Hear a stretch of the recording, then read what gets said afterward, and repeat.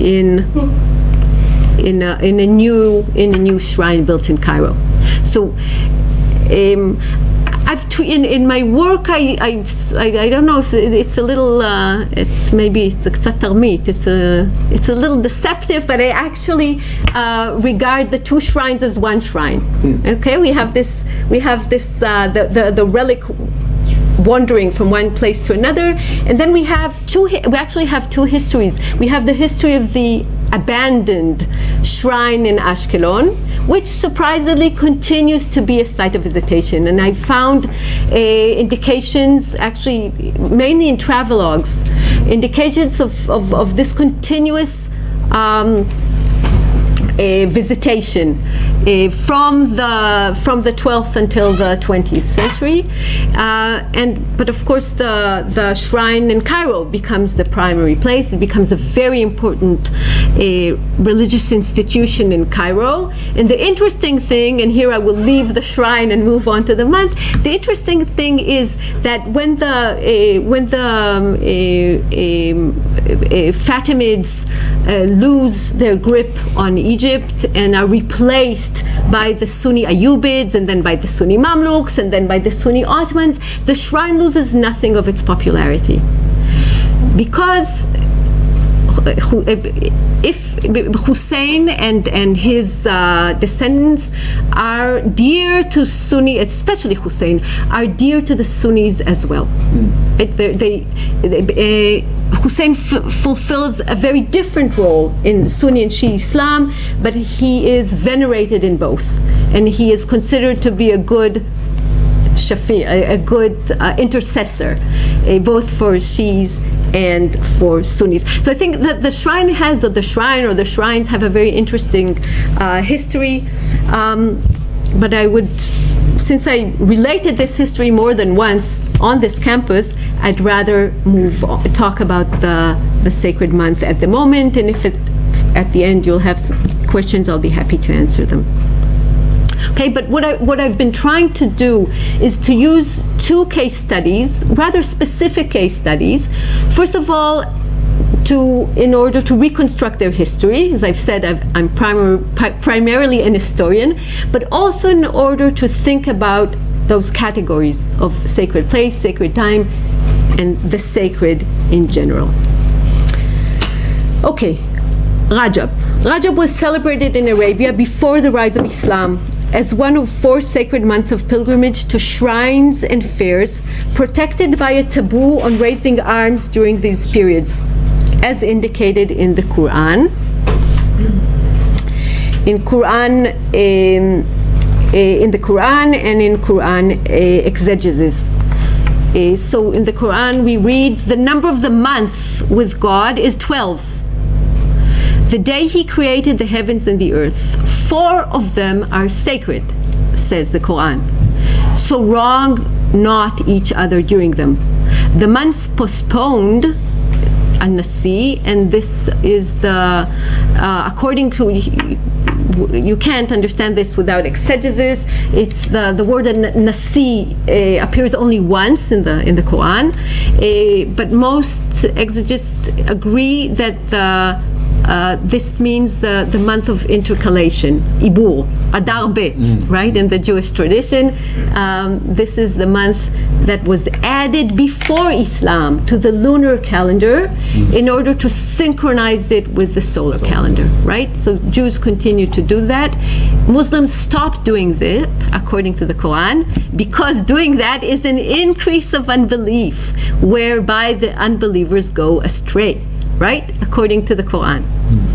So the Quran reprimands the Arabs, the pagan Arabs, for practicing for intercalation. And intercalation was abandoned by Muhammad. Why was intercalation problematic according to the Quran? 1 year they make it profane and hallow it another, right? But because by adding this month, you change the whole order of things. Okay. So we have 4 sacred months in the Quran. They're unnamed. They're unnamed. The only month that is named in the Quran is Ramadan. Okay, but Ramadan is one, and here we have 4. They are named in the hadith, in the prophetic tradition. Muhammad says in his farewell sermon, shortly before his death, the year is made up of 12 months. 4 of them are sacred, Hurum, right? This we have in the Quran. And here he lists them. 3 of those are sequential. Dhul Qa'dah, Dhul Hijjah, and Muharram. This is the 11th, the 12th, and the 1st month of the Islamic calendar. And Rajab Mudar, it's the 7th month, which appears between Jumada and Sha'ban.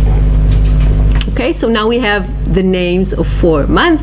I'm interested in Rajab, in the 7th month of the Hijri calendar.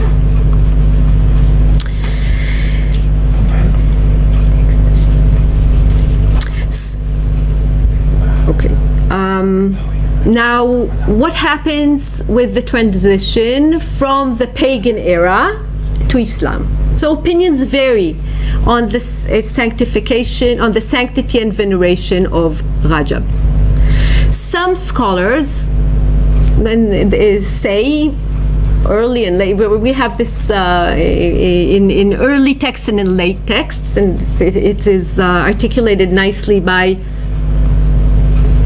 Totushi in the 12th century. The sacred months are bygone remnants of the beliefs of the age of ignorance, right? These are things we should get rid of, like many other pagan customs. Other scholars say Islam has only enhanced its merit and glory. وَمَا زَادَهُ الْإِسْلَامُ إِلَى فَضْلٍ وَتَعْظِيمٍ. Right? So we have opposing ideas regarding the continuation of the sanctity of the 4 months.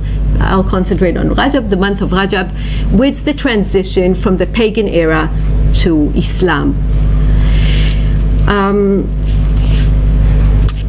Curiously, at some point, which I find impossible to date, Rajab becomes one of a of 3 sacred months, rather than 4 in the Quran.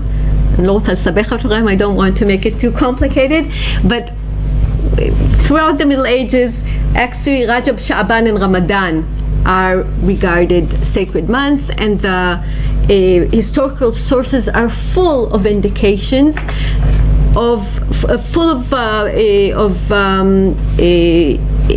testimonies to special rituals carried on during those 3 months.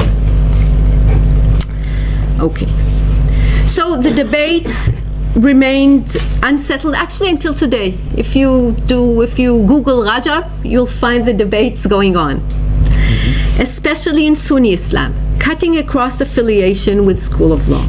Notwithstanding, as I intend to show in the brief historical survey, Muslims, learned and unlearned, develop diverse, creative, formal and informal ways to continuously observe Rajab as a sacred time in central and in peripheral venues.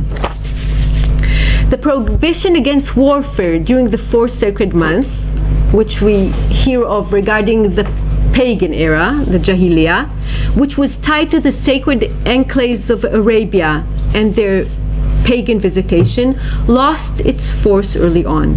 The sacrifice of spring firstlings became irrelevant with the transition to a lunar rather than a luni-solar calendar detached from the seasons, right? We were talking about the cancellation of intercalation, though ritual slaughter could still be and probably was performed in households.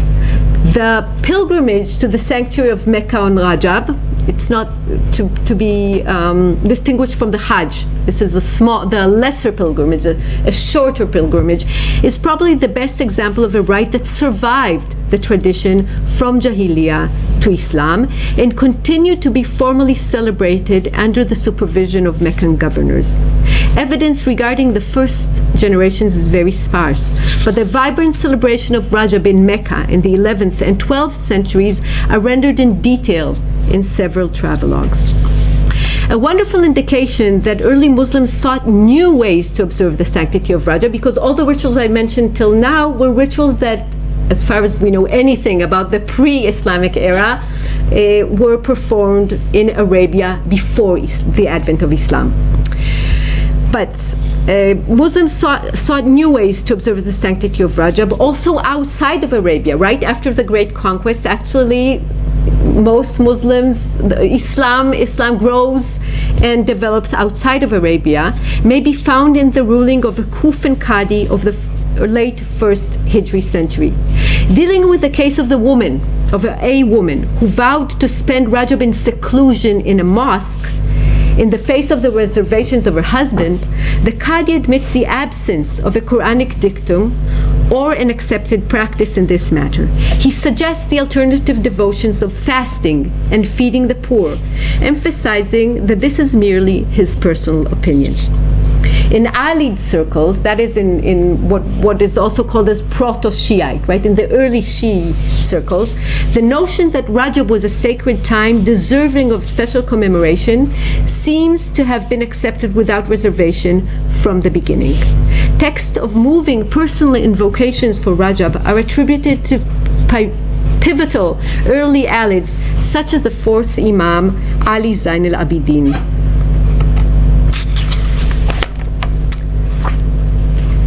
Okay, and here's a little story taken from one of the compilations of such prayers.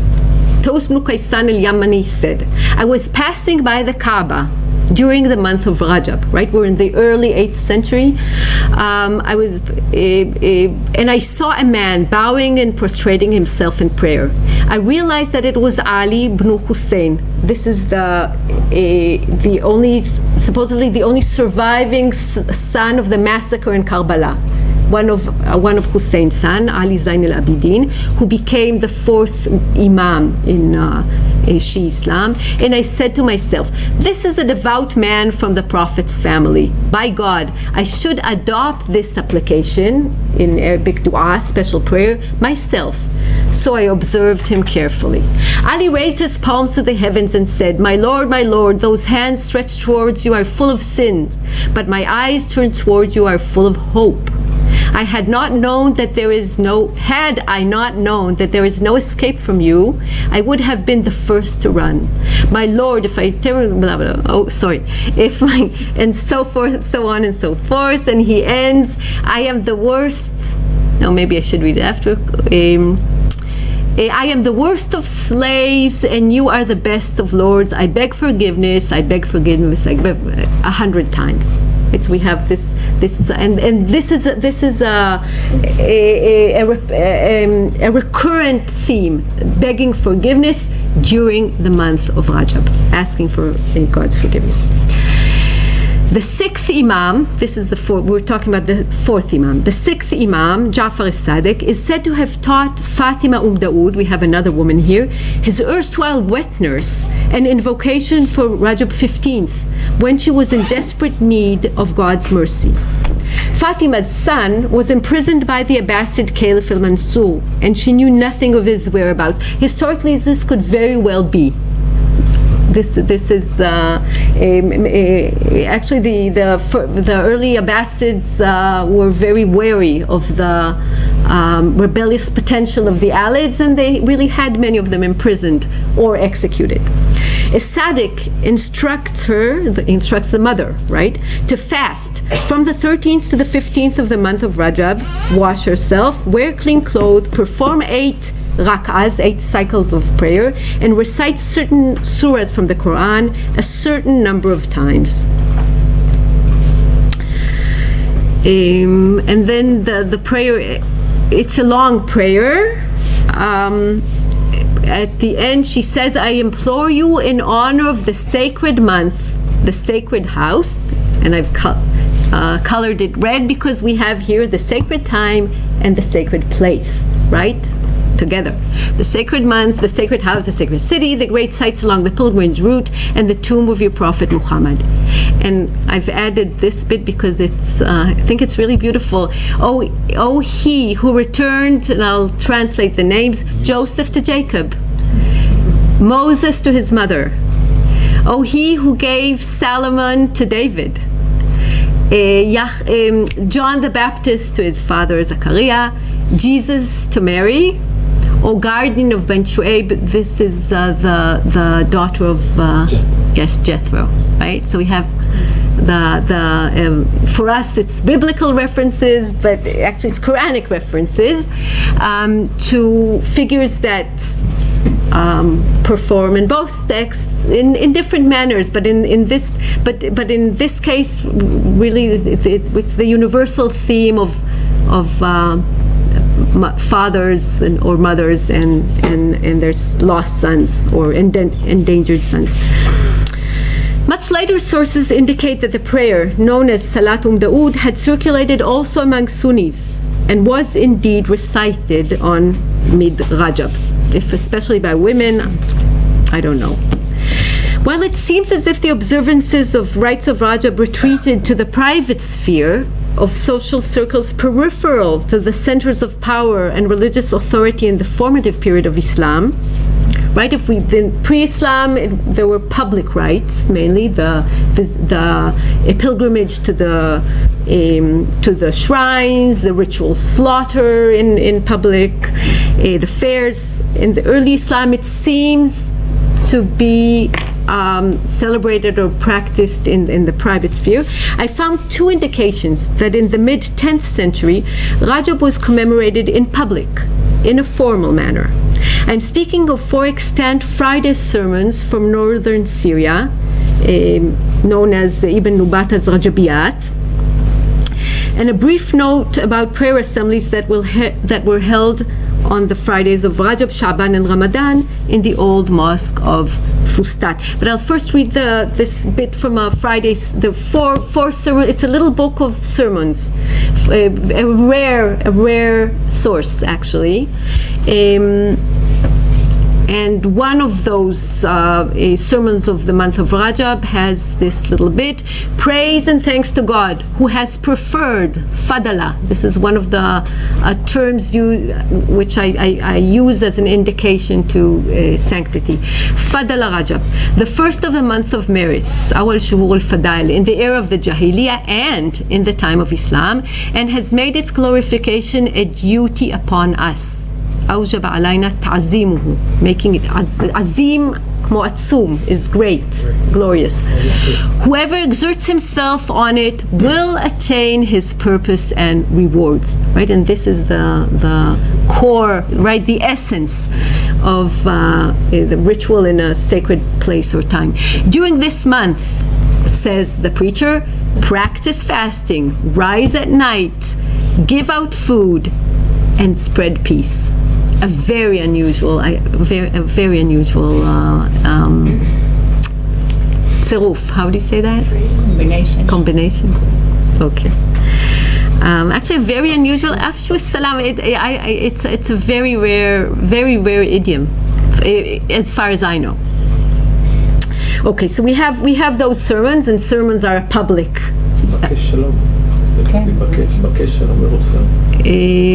Hafetz shalom. Okay, so we have. Okay, so I see that this collection of sermons as an indication to the public face of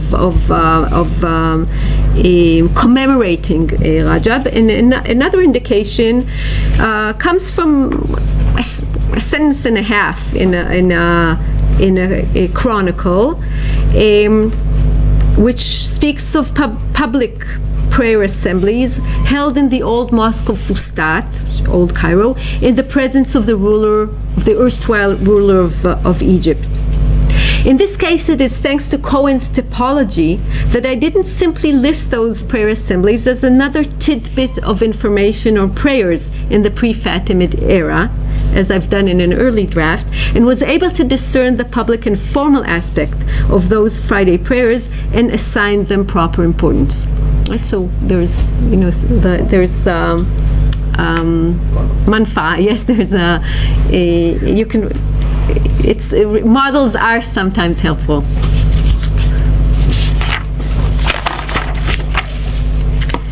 The Fatimids, who overtook Egypt in 969, celebrated Rajab on a different scale altogether, developing a new vocabulary of public rituals and state festivals with a distinct Ismaili and imperial flavor. Ismaili is a branch of Islam. The palace in Cairo was the focal point of Shiism. The palace in Cairo was the focal point of the ceremonies, and the Fatimid Imam Caliph was accorded a dominant role. The historian al-Musabihi, eyewitness to the celebration of Mid-Rajab of 1024, recalls that it was a remarkable night with mosque beautifully lit up. He mentions the presence of the caliph, the royal ladies, and the private servants who surrounded him, along with masses of common citizens. The caliph watched the celebrations from a high balcony overlooking the mosques of Al-Azhar, which was the most important religious institution of the Fatimids. One of his close eunuchs reached out of another window, extending his head and right hand out, and proclaimed solemnly, "The commander of the faithful returns your greetings." Preachers delivered sermons reminding the audience of the virtues of the month, and professional reciters performed readings from the Quran in between sermons. Eunuchs, qadis, muaddins, chamberlains, and other officials delivered the Imam Caliph's greetings and presents to his subjects. Throughout Rajab, and we have various descriptions of this, the Fatimid Imam Caliph funded the distribution of foodstuff. I'm not sure this is Fatimid, but there actually are recipes with all sorts of nuts and dates and honey and whatever. Luxurious sweets made of expensive ingredients to members of the elite and to common people, explicitly including in soldiers. Great resources were also recruited for processions, which were carefully orchestrated to exhibit a combination of great wealth, which the Fatimids indeed possessed, and somber pious devotion, and to reflect, through the order of participants in a procession, social hierarchies and power relations. Okay, I'll skip a little bit.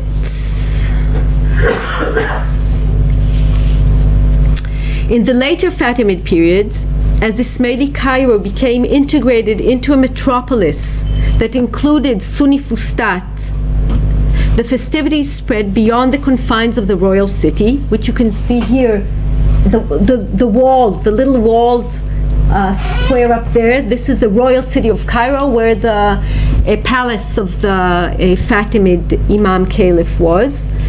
Then the city grew and sort of swallowed. It became one metropolis area, which included the royal city of the Fatimids, the old Fustat, and the great cemetery of El-Karafa.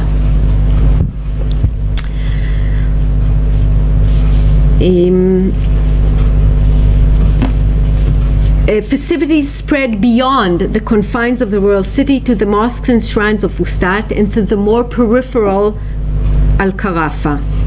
A ban on gatherings in the cemetery of El-Karafa, where people had, quote, great amusement and fun during the blessed month, and a more general prohibition on the presence of women in cemeteries after dark, both probably ineffective, indicates that there was an attempt to suppress informal popular festivities, again going back to Cohen's model, especially in the liminal domain of the cemetery. Late in the 11th century, a new public devotional practice, the prayer of great rewards, Salat al-Gharaib, was initiated, I think, from below, in Jerusalem, a politically peripheral but religiously vibrant town. It was a strenuous, somber, supererogatory nocturnal prayer preceded by a fast. It was disseminated by commoners and lower-ranked men of religion all over the Middle East. Wait, do you want this or this? Okay, this. And drew multitudes of, this is okay, so we have here the description of I think the moment of the inception of a new rite. Right? It's a Tortushi, whom I already cited above, and he hears from an informant in Jerusalem. He actually lives in Jerusalem for about 3 years, and he hears that the prayer of Rajab was instituted here in Jerusalem only after 480, which Hijri 1087. We had not seen of it or heard of it prior to that year. Writes in Tortushi, and this fact alone makes it a reprehensible ritual in his eyes, because he believes that anything new is bid'ah, anything new is reprehensible, right? So a custom that has no roots in the era of the prophets and the first caliphs should have never taken place. But he describes but those who practice claim that actually it has ancient roots,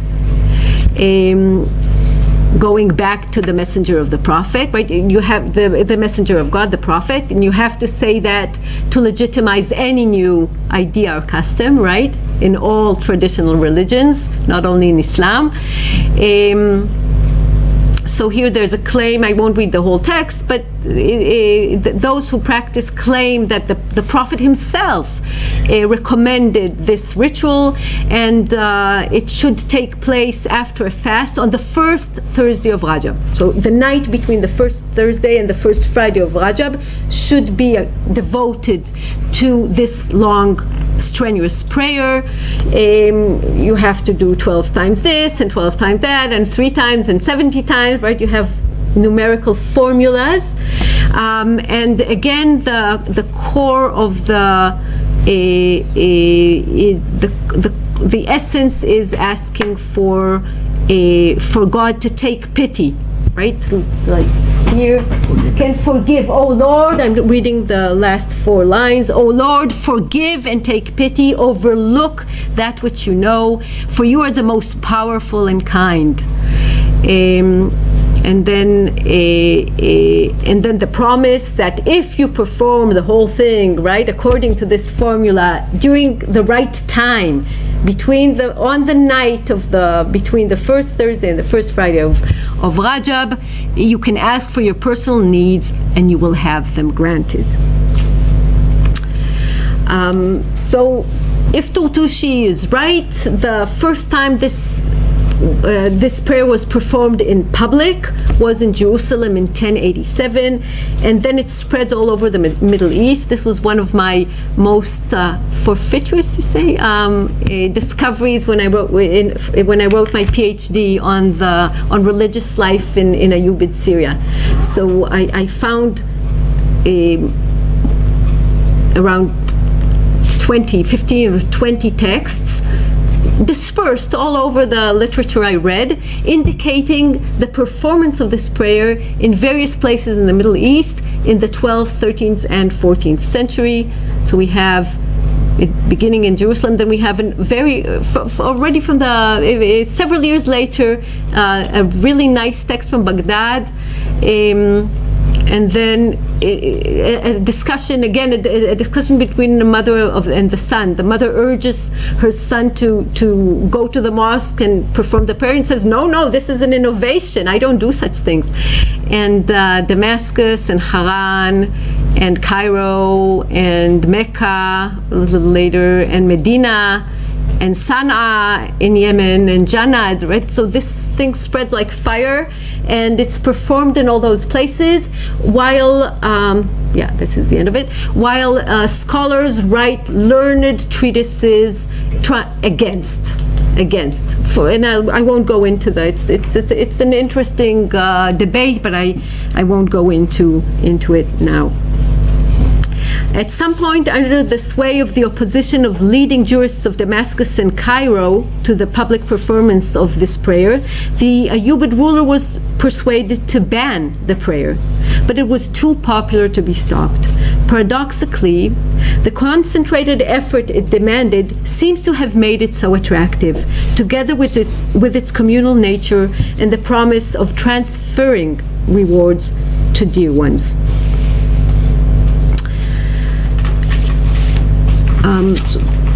What is, I think, interesting is that even though the prayer was born or perceived in Jerusalem, where we have the perfect combination of sacred time and sacred place, it was not confined to the sacred place, right? It's interesting, right, that it could be it replicated wherever, in mosques or in outdoor gatherings.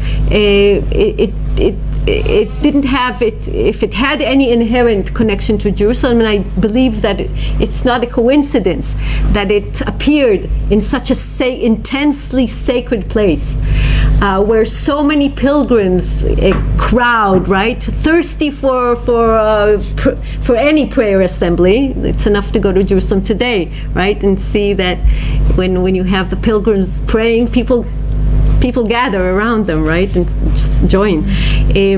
But it didn't have to take it. The connection was not inherent. Deplored as innovation, a bid'ah, and criticized by scholars for multiple minute digressions from the Sharia prescriptions, yet part and parcel of the Islamic great tradition in each of its components, Salat al-Gharaib defies a precise location on the continuums between popular and official. The Mamluks, who ruled Egypt and Syria from the middle of the 13th century until the beginning of the 16th, brought in new formal celebrations of Rajab in the second half of the 13th century. The Mahmal, a decorated palanquin carried on a camel, was added to the caravan that used to leave Cairo for Mecca during the month of Rajab. It was displayed before the members of the religious and military elite and cheers by multitudes of commoners. The spectacle was known as El-Rajabiyah. In the late Mamluk period, it was accompanied by displays of curiosity, musicians, clowns, and rowdy soldiers. Seen through the stern length of 14th and 15th century Sunni critics, it was a far cry from what constituted decorous behavior and sacred time. From their perspective, the religious component of the commemoration of Rajab had been sadly overshadowed by merrymaking and improper celebration. This is from a 19th century procession. We can speculate that participants did not share such a dichotomy between religious and pleasurable pastimes. They may have experienced the Rajabiyah as simultaneously entertaining and spiritual, as suggested by the anthropologist Samuli Shielke, thanks to the notion, which he claims to have heard in contemporary Kairan Mulids, contemporary Kairan celebrations of days, anniversaries of saints, that barakah, blessing, is embedded in holidays and inspires all the forms of their observances, even those that seem to be absolutely secular. Or they may have felt that the celebration is legitimate by the identification of rejoicing with giving thanks for God's bounty. And this is an idea I read in Marion Katz's beautiful book about the Mawlid of the Prophet. Be that as it may, by the late Mamluk period, the sanctity of Rajab was widely commemorated by a varied repertory of religious devotions and festivities. The veneration of Rajab endured from the 6th to the 16th century and beyond by adapting, I claim, to changing historical circumstances, such as the transition to the purely lunar Hijri calendar with all its consequences, the great conquests, which separated it from its seasonal and its Arabian context in the early Islamic period, the changing topography of Cairo, and major shifts in the relative strength of the Shi'i and Sunni elites.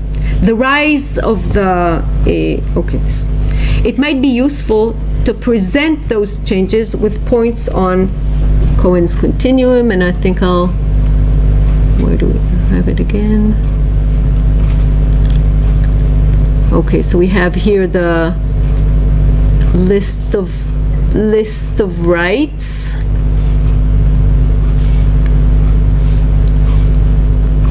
And an attempt to place the rites, rather than shrines, on a continuum between formal and popular, central and peripheral.